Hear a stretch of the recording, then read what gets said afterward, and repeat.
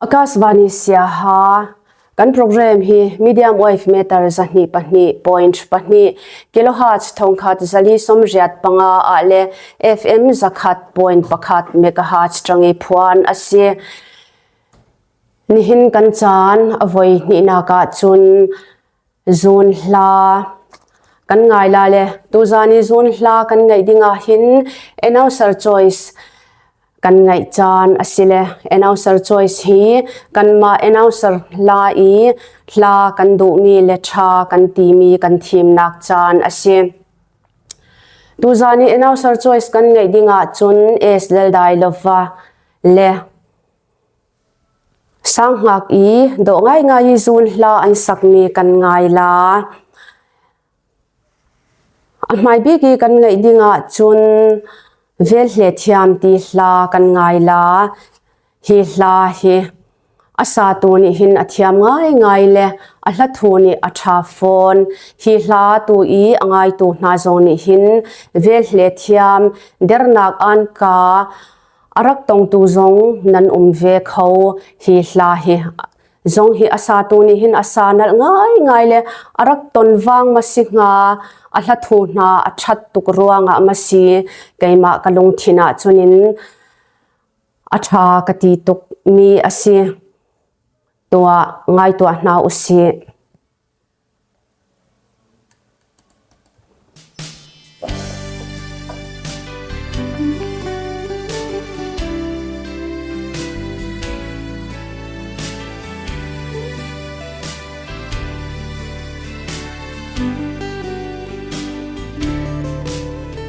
tắc lâu vel he long mun ne sam tlai lu na cha na rakka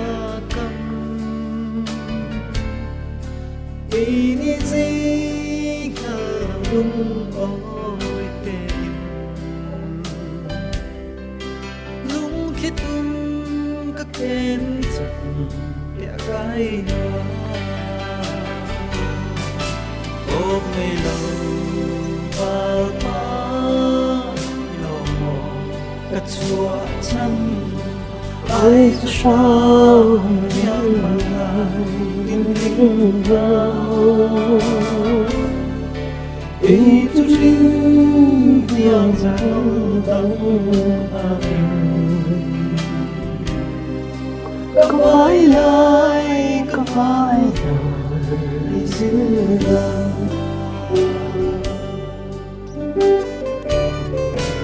kan ruin sakana kayawa umbalam kangelia na chim imalung fa te tu din amo magni lung kil thi dan mo ôm mây lâu bao ta lâu mò cất chua chân ai cho ra nhang mà lại tin tin ta ý tu riêng yang ra nỗi đắng cầm vai lại Akashvani Siaha ni chun kan hmai lai kar a hlan nak dinga YouTube channel asir thar i hi YouTube channel tang hinin ram ngai hla boipa thang that nak hla zone hla bechim nak hla ngai kho asiton lai nan du mi na au ma chunin nan rak thim lai le kan nei mi na au ma chun vanti chua kan tim ton la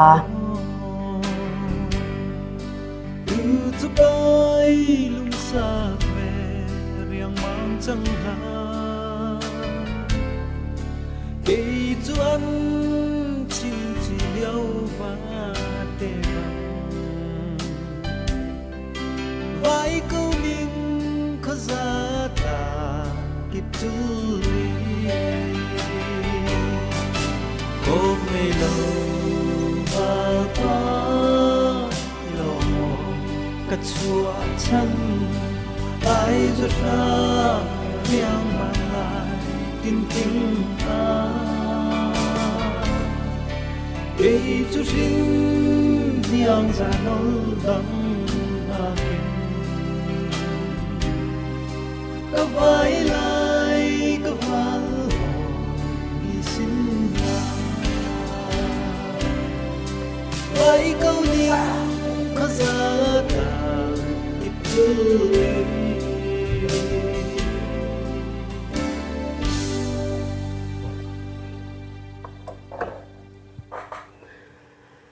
tu izun la lung tak lo vel hle ti hla do ngai van sa tu kha eslal dai lova asi eslal dai lova hi ahlasak mi a hinin ama ni hin alung takte in asak ton le ahlathu ni atha phone tu I ahlasak mi zong kha alung tak te I asak asi karwa ahlathu zong atha tuk sing shan asatu na angai tu na zong ni tha nan ti ve chiao karwa tua chun sang ngak I do ngai asak mi kan ngai hoila le chia sin le san tlai lo wal ti hla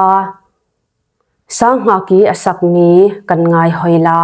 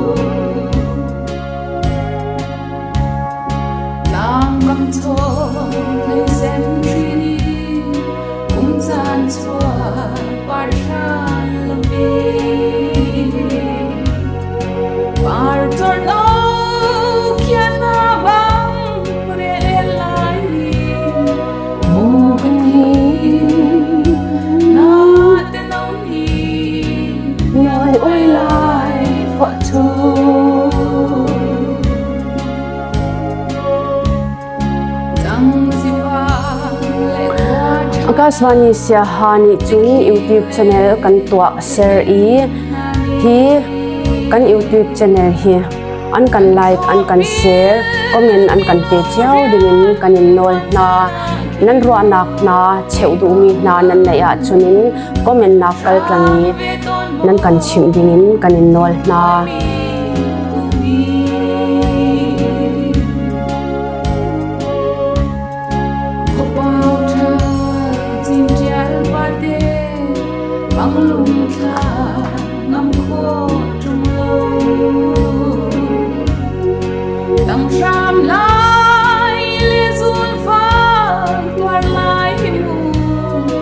lanan thing du mi na au ma chun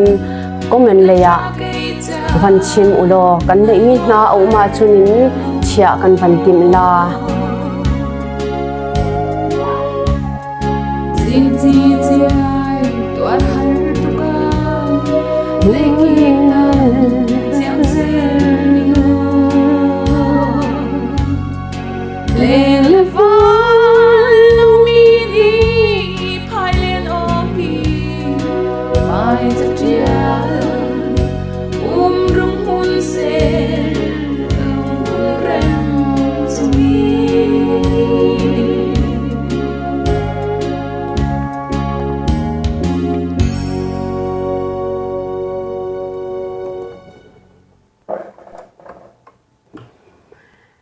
Chiarin le san tlai lo wal ti hla do ngai ngai le lungkuai tuki vansa tu khasang ngak ase tua chun thla pawang tanga ti hla es le dai lo vasak mi kan ngai hoila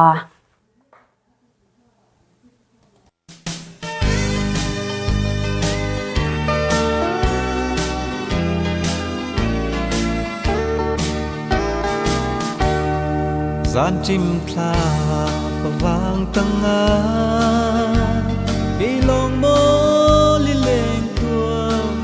đột nhang lâu in qua ra van rang tang phi mất xua dài hết ra in cặp vai quỳnh lang mai hết tiêu cặp vai gian chim thla lên đêm thiêng phía phải đi lang kịp pin rong on na cất quật khâu lâu cái in khâu lâu cái tin si vang pha rinh trân hin ang lâu chân cặp vai ném tê đang về gian chim thla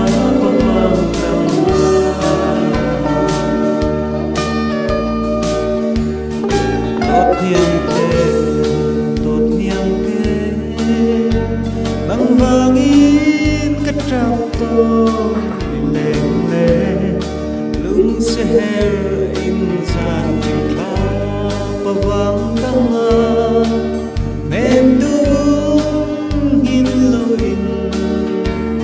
zana fi cheu tanga ka vai e thing nem tu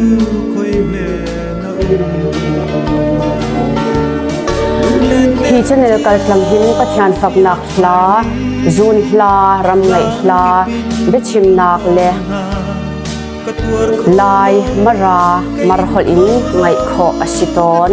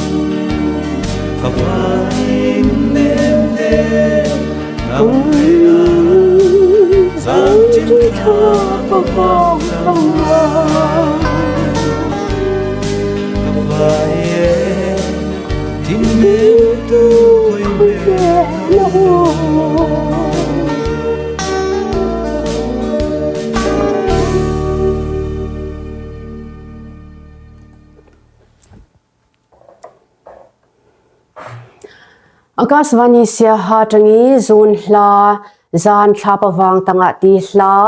do ngai ngai le lungkuai tuki vansa tu kha es lel dai lova ase khavya khatu zan sangi Akashvani Siaha tangi announcer choice ngai nak chan I hla kan ngai kho chu araksile announcer choice hi kan ma announcer hla na I hla athami kan ti mi na kan du mi kan thim nak chan ase